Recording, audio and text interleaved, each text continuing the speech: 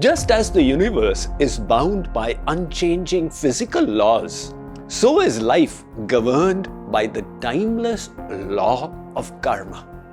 It states, you reap what you sow. You get what you deserve.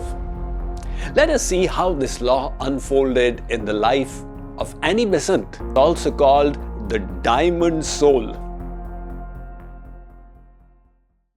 Life has a mysterious way of settling scores, but rarely when we expect it.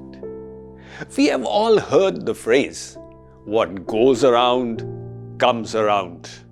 And sometimes this circle stretches beyond one lifetime into many more.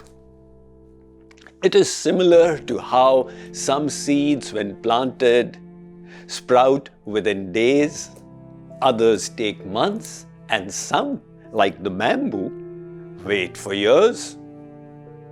But there are also seeds that lie dormant for lifetimes before finally finding their season.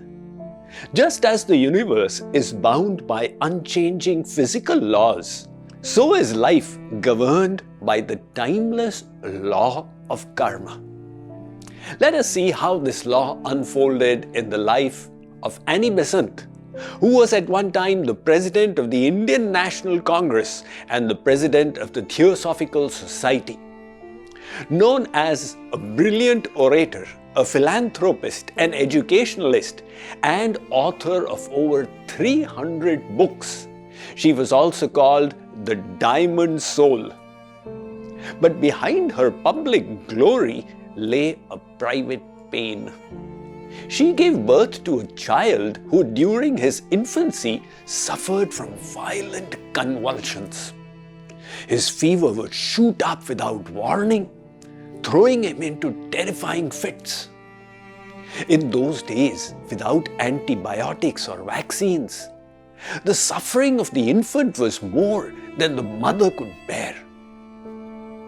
Annie Besant was at a total loss to understand how the all-loving, all-merciful, all-compassionate God had inflicted so much suffering on a harmless, innocent baby.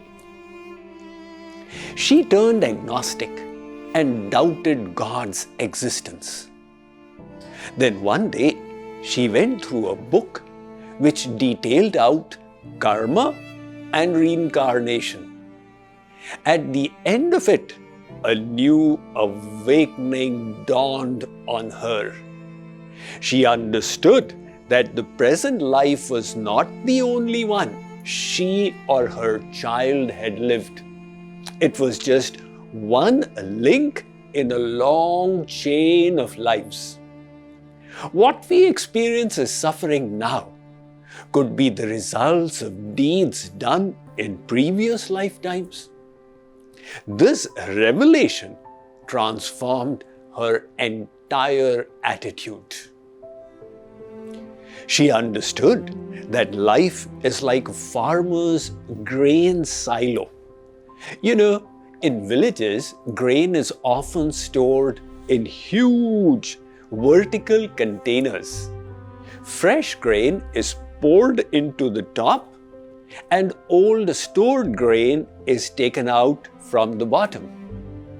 So for years, if the farmer stored low quality grain at the bottom and only recently started storing good grain at the top, the first grain to come out will still be the old bad one. Similarly, we may be living righteously now, but still face results of past wrongdoings, whether from this life or another. Therefore, life is not a single innings. It is a multi-innings test match where our present lifetime is only one of the innings. The scores we start with are not random. They are the carry forward from our previous innings. Life's match is ultimately fair because life gives us what we have earned. If the match seems fixed, then it is we ourselves who have fixed it. However, it would be a limited perception if we think about the law of karma as a retribution. In fact, it is actually a tool for spiritual growth and our self-improvement. To put this in a deeper context, let me read a few lines from Bhagavad Gita for everyday living. Shree Krishna states in chapter 4 verse 11, Ye yatha mam prapadyante tans tathaiva bhajamyaham mama vartmanu vartante manushya partha sarvashah. In the purport, I have explained, the Lord reciprocates with everyone as they surrender to Him. For those who deny the existence of God, He meets them in the form of the law of karma. He sits inside their hearts, notes their actions, and dispenses the results.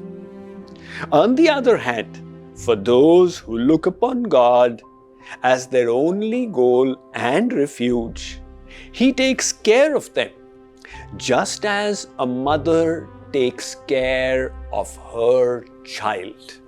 So reincarnation and the law of karma provide us with both responsibility and freedom. We are free to choose our actions, but we are also responsible for the consequences. So choose wisely, because the harvest is always your own. Let me share with you another story where this timeless law revealed itself in the most astonishing way. In the late 1800s, Randolph Churchill, member of the British Parliament, was hurrying through the rain and fog of the Scottish countryside to deliver an important speech. But fate intervened when he was still miles away from his destination. His carriage swerved off the road and sank axle deep into the mud. The horses strained. The driver pushed, but the carriage refused to budge. Just then, a young Scottish farm boy driving a team of horses happened to pass by. Seeing Randolph Churchill's plight, he volunteered to help. After considerable exertion, the carriage was finally pulled free. The boy refused to take any money for his help or for his clothes, which were dirty from the ordeal.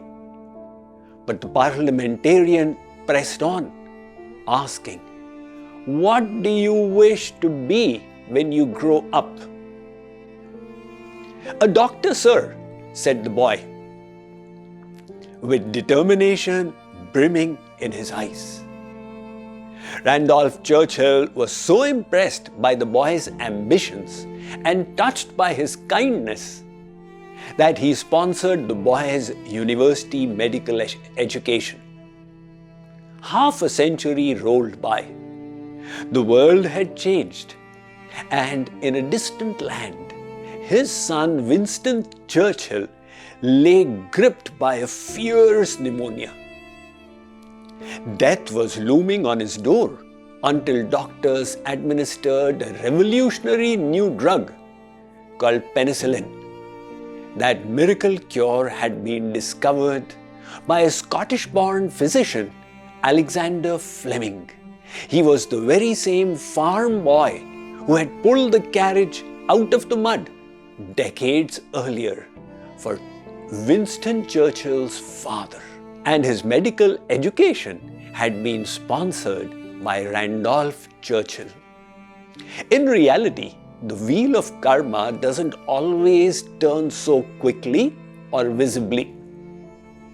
Just as different seeds fructify after different time durations, similarly, Different actions bring reactions after different time durations. Think about it. Eat too much ice cream at night, and you will wake up with a cold the next morning. Eat too many chocolates as a child, and your teeth will suffer years later. Start smoking in your teens, and lung disease may catch up in middle age. Even bodily reaction may come hours, years, or decades later. Similarly, for the soul which is on an eternal journey, the action-reaction period may range many lifetimes. But the law of karma is irrevocable. Just like the falling of an apple from a tree is the effect of a certain invisible force called gravitation. Although the force cannot be perceived by the senses, its expression is visible. Similarly, the law of karma is unseen yet unfailing.